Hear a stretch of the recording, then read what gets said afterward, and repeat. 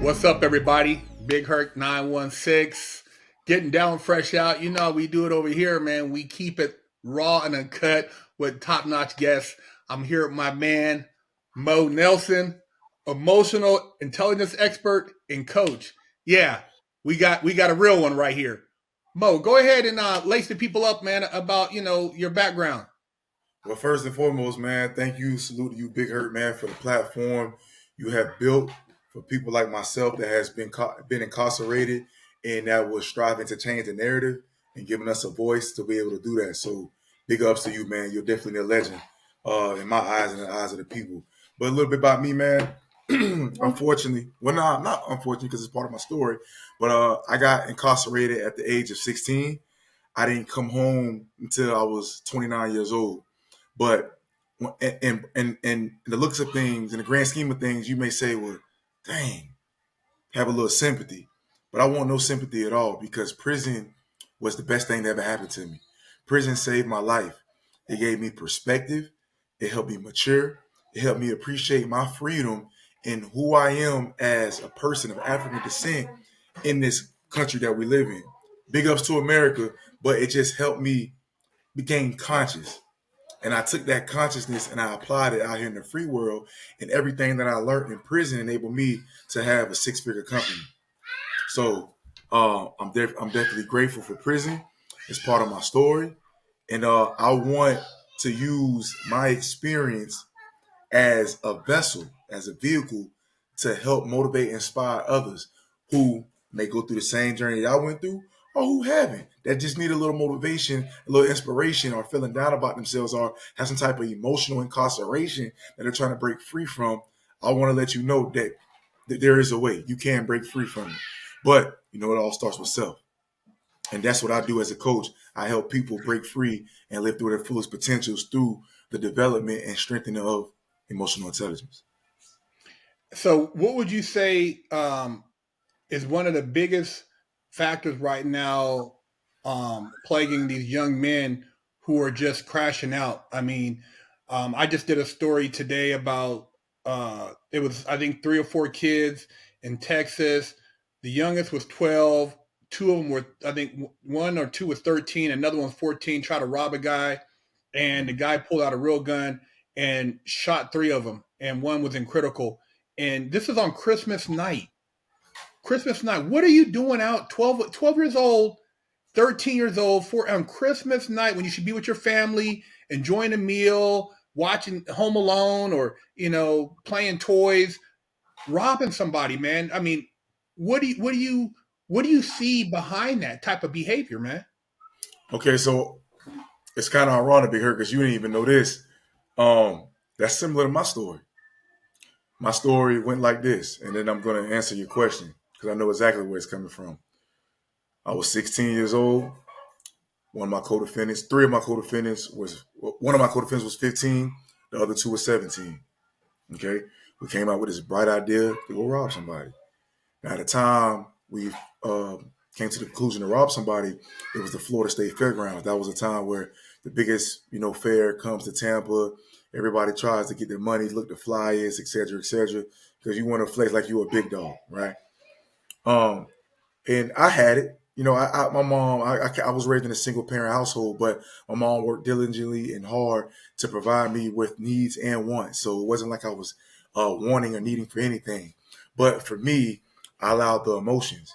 See, I had an infantile mind. I had an undeveloped concept of life and of consequences associated with the decisions and how your emotion plays a big part of that. So I got caught in the emotional state of the greed, wanting more, putting the material before the rationale, not knowing that if I rob somebody, these are the ramifications that can potentially happen. Because one thing about robbing, things may not always go as you anticipate and plan. And that was the case with mine. We went on a college campus, we robbed somebody. My co-defendant got mad because the man didn't have no valuables to give us. So my co-defendant shot and killed this man for no apparent reason, just because he didn't have any money to give us, right?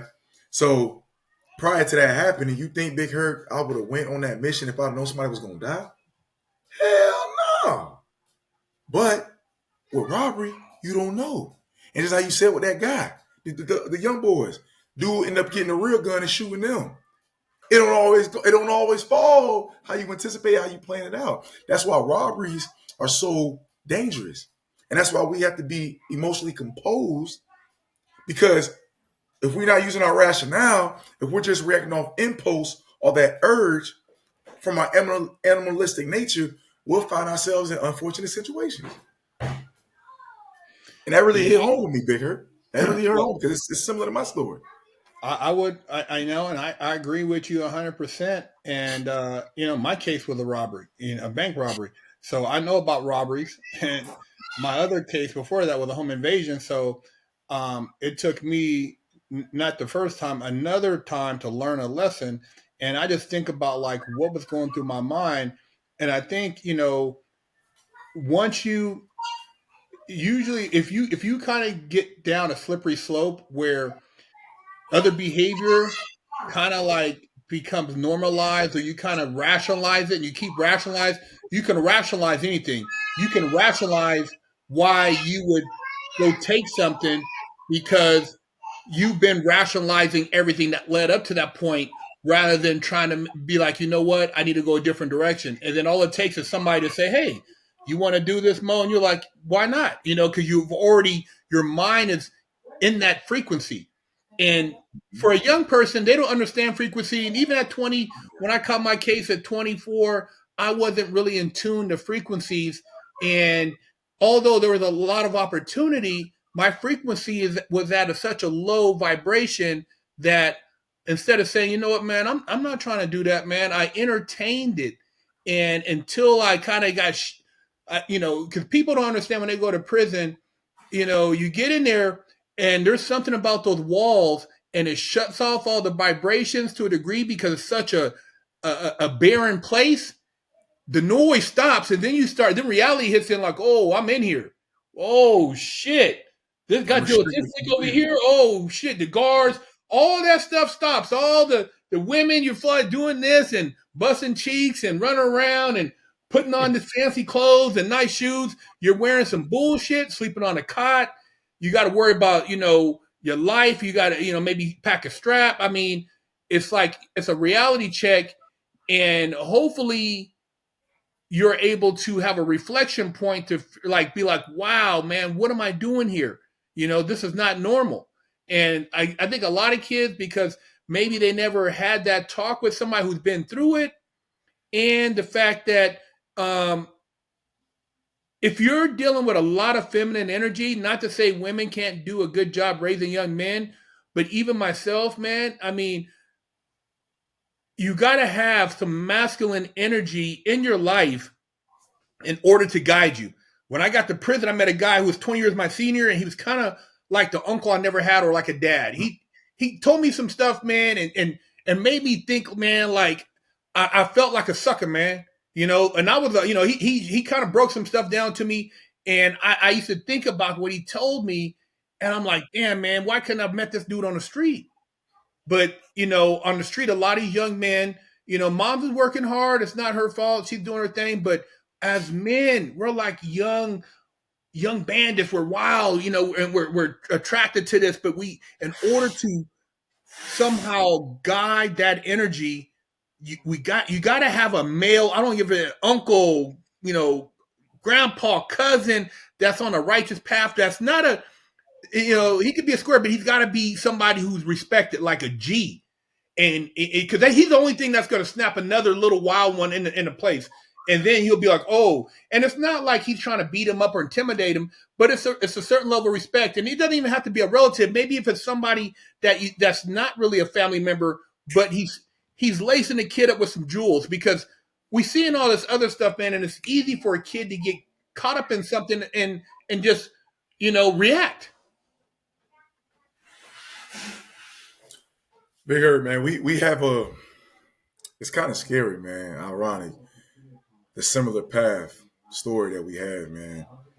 And I talk about it all the time, man. It resonated with me what you just stated by having the guy 20 years your senior, right? I had a guy about 25 years my senior by the name of Osiris. I met him when I was 18 years old when I first went to prison because I got incarcerated at 16, but I did 2 years in the county and I finally got shipped off to prison with the time served and whatnot. But when I went to prison, I was full of anxiety, didn't know what to expect. I was stressing. I needed guidance. And I wasn't soft or no pushover by a long shot. But I was aware that I was in an environment that I wasn't familiar with. And these are different rules. It's a different culture you have to live by. For those who may not know, prison and the free world are two different cultures, man. And there's certain things you can't do in the prison culture that you can get away with in the real world. Prime example, not to get off the topic and remind me to get back on subject if I veer off too much, but people laugh at me, they look at me crazy when I told them, man, in prison, you can get your ass beat, damn near killed from farting amongst men. They don't understand that. See, when I was going to prison, you fought amongst men, two things going to happen. You're going to have a real soldier, going to check you on that. Fuck you doing? What's up? That's nasty ass shit gonna make you like a real small. And don't give a fuck how hard you bumping. Because somebody gonna back him up because you wrong. It's the culture that's set in prison. Or you gonna have what we call the booty bandits. They say, you calling my name? You calling my name, you inviting me in? That is an ultimate disrespect. If another man tell you that, and you know what I'm talking about, Big Hurt. For those who don't know, for the viewers. So simple, small, intricate things like that can be a detriment to your life. By not being conscious, by not being aware. And this is why, for me, Big Hurt, why I developed as an emotional intelligence expert, because I realized I knew in order to survive, I couldn't fall victim to impulse, urges. I couldn't act out the norm of what an 18-year-old to act in a situation like that. Because when I first went to prison, I was in a butterfly wing, wing 2, room 3. Top bunk. I had an old school cat named Ock Brown out of Miami, Florida, man. The population in the dormitory, 70% of people had life sentences. I was fresh on the 15-year sentence, Big Hurt, and I was considered a short timer, man. You think I could be out here playing around? I seen dudes get their face slit for being impatient, not emotionally intelligent, want to skip somebody on the phone. You think the man soft. You think you got it on him because he was cool and humble and he strategized, but he let you have it. All right, you can talk that young blood. All right, okay. Then he didn't know, old school, put the $150 on him. Now you holler, yeah, because you're not thinking. You think the world revolves around you. You think everybody's scared of you. One thing I hate, Big Hurt, man, and it happens so much in the free world and it happened in prison. I can't stand bullies. But I hate, no matter if you're black, African American, Hispanic, white American, don't matter. I hate when a man walk around like he can't die, Bigger.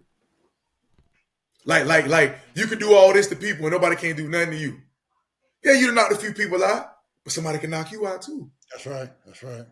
You know what I'm saying? I done had my scuffles, Bigger. I done got in the best of them. I got my ass handed to me too. I done got humble. It's all part of life. You get what I'm saying?